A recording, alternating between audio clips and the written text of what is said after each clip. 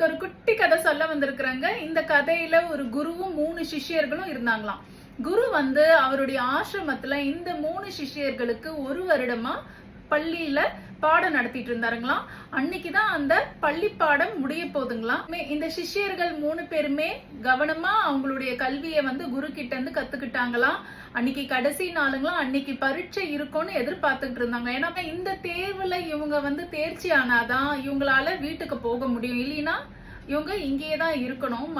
இந்த 3 சிஷ்யர்களும் குருவை எதிர்பார்த்துக்கிட்டு இருந்தாங்களாம். குரு திடீர்னு சொன்னாருங்களாம், உங்களுக்கு தேர்வெல்லாம் கிடையாது, நீங்க வீட்டுக்கு போகலாம் அப்படின்னு சொல்லிட்டாருங்களாம்.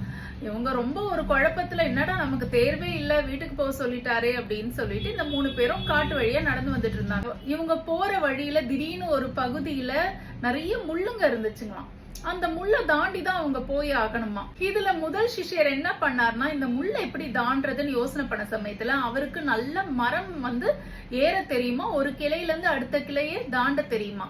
இந்த குரங்கு எப்படி தாண்டும் அந்த மாதிரி. டக்குன்னு இந்த சிஷ்யர் என்ன பண்ணாராம், மரத்து மேல ஏறினாராம். இந்த கிளையில இருந்து பக்கத்து கிளைக்கு தாண்டினாருங்களா, முள்ள தாண்டிட்டாராம். அங்க போய் நின்னுகிட்டாராம். இவர் கால்ல முள்ளு குத்தல.